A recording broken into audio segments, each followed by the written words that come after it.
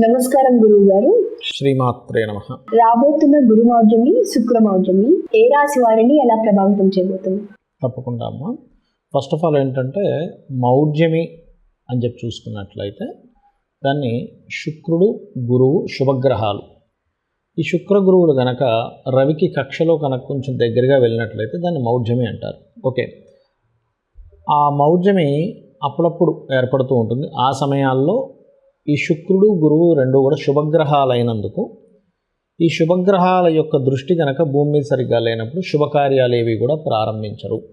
ఈ శుభకార్యాలతో పాటు మీరు అన్నట్టుగా ఒక్కొక్క రాశి నుంచి తీసుకుంటే లేదా ఒక్కొక్క లగ్నం నుంచి తీసుకుంటే ఒక్కొక్క లగ్నానికి ఒక్కొక్క రాశికి ఒక్కొక్క సంబంధించిన విషయంలో స్ట్రక్ అవ్వడము, ఆగడాలు జరుగుతుంటాయి దాని యొక్క భావాన్ని బట్టి.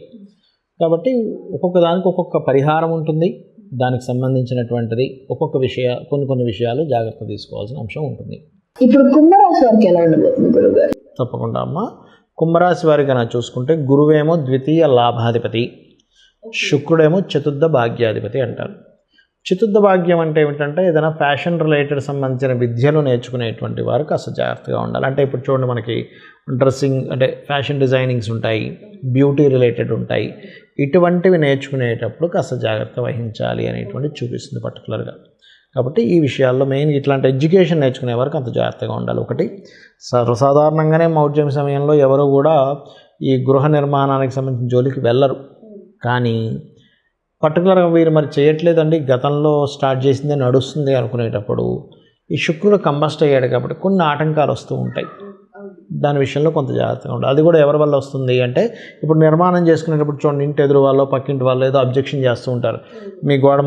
మీ కట్టడం మా గోడలోకి వచ్చేసింది, మేము కంప్లైంట్ చేస్తాము, లేకపోతే మీరు ఇక్కడంతా ఇసుకేస్తున్నారు, లేకపోతే ఇక్కడంతా ఇటుకలు పేరుస్తున్నారు అంటే ఏంటి, సామాజికంగా ఉండేటువంటి వాటి వల్ల. రవి సప్తమాధిపతి అవుతాడు కాబట్టి అట్లాంటి వాటి వల్ల. రెండవది ఏమిటంటే జీవిత భాగస్వామి ఒక్కోసారి వీళ్ళకి ఇబ్బంది వస్తూ ఉంటుంది. అంటే అట్లాగా నేను ఇప్పుడు స్టార్ట్ చేయొద్దండి, నువ్వు ఎందుకు స్టార్ట్ చేస్తున్నావు, ఇంట్లో వాళ్ళు గొడవ చేస్తుంటారు ఒక్కోసారి. అంటే ఏంటి, వాళ్ళకి కొన్ని ఉంటాయి. ఇప్పుడు ఈ ఫండ్ని ఇంకో దగ్గర పెట్టాలి కదా, ఇప్పుడు ఇవన్నీ ఎందుకు స్టార్ట్ చేస్తున్నారు, ఇప్పుడు ఈ వీటి మీద ఎందుకు ఖర్చు పెడుతున్నారు, అట్లాంటి వ్యతిరేకత ఇంట్లో జీవిత భాగస్వామి ద్వారా వచ్చే వ్యతిరేకత వల్ల. అండ్ అలాగే ఇంకోటి ఏంటంటే అమ్మ, బిజినెస్లో పర్టికులర్గా కుటుంబ సభ్యులకి ఏదైనా మీరు మనీ ఇచ్చేటువంటి విషయాలలో, అందులో పర్టికులర్గా ఒక్కోసారి చూడండి, మనం కొన్ని ఇళ్లలో ఏదైనా ఒక బిజినెస్ స్టార్ట్ చేసేటప్పుడు డబ్బులు లేవు అన్నప్పుడు తన భార్య లేకపోతే తల్లిగారు ఏం చేస్తారంటే, అయితే నువ్వు ఈ బంగారం తీసుకెళ్ళి కుదవబెట్టుకుని నువ్వు డబ్బులు తెచ్చుకుని బిజినెస్ స్టార్ట్ చేయంటూ ఉంటారు.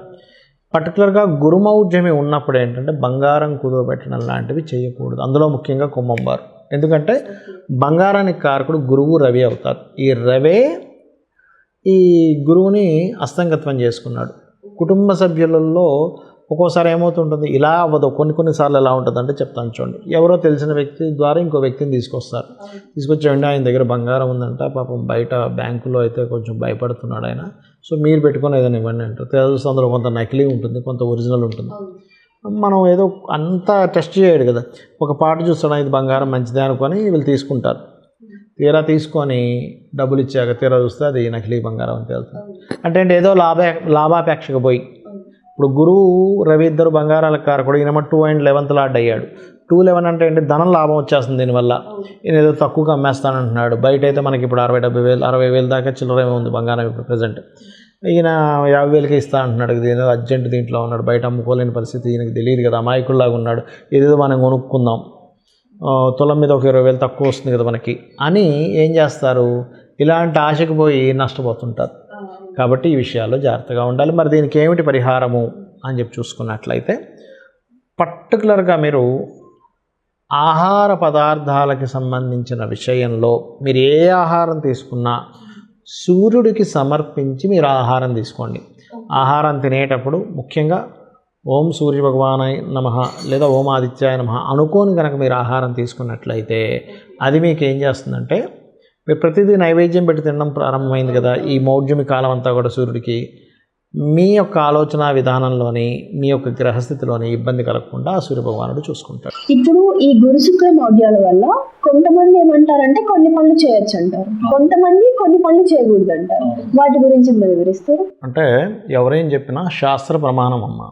ఏమిటా శాస్త్రము ఏం చెప్పింది మనకి నిర్ణయ సింధు ధర్మసింధు గ్రంథాల్లో ఏముంది అని చెప్పి చూసుకున్నట్లయితే ముఖ్యంగా శుక్రుడు వివాహానికి గృహాలకి కారకుడు కాబట్టి లగ్నపత్రిక రాసుకోవడం చేయకూడదు. చాలామంది ఏమనుకుంటారు వివాహం చేసుకోవట్లేదు కదండి, కేవలం లగ్నపత్రిక రాసుకుంటున్నాం కదా దీనివల్ల దోషం లేదనుకుంటారు. కాదు, లగ్నపత్రిక అంటే కూడా వివాహంలో ముఖ్యమైనటువంటి పాత్ర పోషిస్తుంది కాబట్టి లగ్నపత్రిక అస్సలు రాసుకోకూడదు. రెండవది వివాహం అయితే ఎట్టి పరిస్థితుల్లో చేసుకోకూడదు, గుర్తుపెట్టుకోండి. ఇక శంకుస్థాపన, గృహప్రవేశము, నూతన గృహప్రవేశం చేస్తుంటారు, నూతన గృహ శంకుస్థాపన చేస్తుంటారు, గృహ ఆరంభం చేస్తూ ఉంటారు చూసారా, ఇటువంటివి అస్సలు పనికిరాదు, ఇది గుర్తుపెట్టుకోండి. అందులో గురుమౌఢ్యమి సంబంధించిన వాటిల్లో ఏంటంటే ఉపనయన సంబంధించినటువంటివి కూడా చేయకూడదు, ఇది మెయిన్గా గుర్తుపెట్టుకోండి. మరి చేయదగ్గ పనులు ఏమిటి అని చెప్పి చూసుకున్నట్లయితే ఇప్పుడు అన్నప్రాసన ఉంది, అన్నప్రాసన చక్కగా చేసుకోవచ్చు, దానికి ఏం సంబంధం లేదు. ఎందుకంటే గురువు కానీ శుక్రుడు కానీ అన్నప్రాసనకి సంబంధం ఉండదు వాళ్ళకి, అది చంద్రుడు కారకత్వం అన్నప్రాసన అనేటువంటిది. ఓకే, అదేవిధంగా ప్రయాణాలు కూడా చంద్రుడు కారకుడు. చాలామంది ఏమనుకుంటారంటే అమ్మో మనం ఇప్పుడు ఈ మౌఢ్యం ఉంది కదండి ప్రయాణం చేయొచ్చా అనుకుంటారు, అలాంటిది ఏమీ లేదు. ఇంకొకటి ఏంటంటే ఏదైనా శుభకార్యాలకి కాకుండా ఇప్పుడు మామూలుగా చూడండి మనం ఏదైనా తీర్థయాత్రల ప్రయాణాలు చేస్తాం చూసారు, దానికైతే మీరు ఏమీ చూసుకోవాల్సిన పని లేదు. ఎందుకంటే భగవత్ సంబంధించిన వాటి దగ్గరికి వెళ్తున్నప్పుడు భగవంతుడే చూసుకుంటాడు అనమాట. ఓకే, కాబట్టి ఇటువంటివి ముఖ్యంగా గుర్తుపెట్టుకోవాలి. అలాగే మరికొన్ని విషయాలు ఇక్కడ చూసుకున్నట్లయితే ఇప్పుడు చూడండి, ఇందాక మనం చెప్పుకున్నాం ఏమని, గృహప్రవేశము గృహారంభము చేయకూడదు అన్నాం, కానీ గృహ రిపేర్లు చేసుకోవచ్చు. ఇప్పుడు ఇంట్లో ఏదో వాస్తుదోషం ఉంది, లేకపోతే సంథింగ్ లోపల ఏదో ప్రాబ్లం ఉంది, బండలు పాడైపోయాయి, లేకపోతే బాత్రూంలో వాటర్కి సంబంధించిన ఏదో ప్రాబ్లం వచ్చింది, ట్యాప్స్ పాడయ్యాయి, అమ్మ మౌఢ్యమి కదా ఈ టైంలో చేయించుకోకూడదు అనేటువంటిది ఏమీ లేదు, ఇది గుర్తుపెట్టుకోండి. ఓకే, అదేవిధంగా మరికొన్ని విషయాలు కనుక చూసుకున్నట్లయితే ఇక్కడ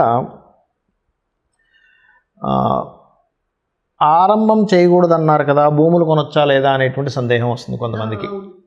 భూములు కొనడము చేయవచ్చు, అమ్మడము చేయవచ్చు, తప్పులేదు. ఎందుకంటే భూమికి కారకుడు శుక్రుడు కాదు, గృహానికి శుక్రుడు. భూమికి కారకుడు బుధుడు కుజుడు అవుతారు, అంటే పొలాలు గట్రా వాటికి బుధుడు అవుతాడు. అదేవిధంగా ఈ యొక్క ల్యాండ్స్కి కారకుడు కుజుడు అవుతాడమ్మా. కాబట్టి కుజుడు ఎక్కడ అవ్వట్లేదు కదా, ఎప్పుడు మీరు కొనకూడదు అమ్మకూడదు ఎప్పుడు చేయకూడదు, కుజుడు కంబస్ట్ అవుతాడు ఒక్కోసారి, అలాంటప్పుడు చేయకూడదు. ఓకే, అది గుర్తుపెట్టుకోండి. అలాగే మరొకటి ఏంటంటే ఇంకొంతమంది నేనంటే హాస్యాస్పదంగా ఉంటుంటుంది, ఉద్యోగంలో జాయిన్ అవ్వచ్చండి అని అడుగుతుంటారు మౌఢ్యంలో. ఉద్యోగానికి సంబంధం లేదు, చక్కగా ఉద్యోగం మారాలనుకుంటే మారచ్చు, కొత్త ఉద్యోగంలో జాయిన్ అవ్వచ్చు. ఇంకోటి శాస్త్రం ఏం చెప్తుందంటే ఉద్యోగం సంబంధించిన విషయంలో ఇన్నేమి చూసుకోవద్దు, ముందు ఉద్యోగం చాలా ముఖ్యమైనటువంటిది. కాబట్టి వీలున్నంత దగ్గరలో ఇప్పుడు ఒక ఉద్యోగం వచ్చింది, చాలామంది ఏం చేస్తారు, అమ్మో ఈ నెలంతా సరిగ్గా లేవండి నెక్స్ట్ మంత్ జాయిన్ అవుతా అంటాడు. కంపెనీ వాడు మీకోసం ఎందుకు వెయిట్ చేస్తూ కూర్చుంటాడు, తొందరలో టక్మని రేపుందా ఎల్లుండుందా ఏది బాగుంది వెంటనే జాయిన్ అవ్వాలి, కానీ దానికి ముహూర్తాలు అవన్నీ పెట్టుకుంటూ కూర్చోకూడదు. ఓకే, అది గుర్తుపెట్టుకోవాలి. అదేవిధంగా వాహన సంబంధించినవి మాత్రం కొంచెం ఒక మంచి, అంటే ఈ మౌఢ్యంలో కంపల్సరీ ఒక్కోసారి వాహనం కొనాల్సి వస్తుంది.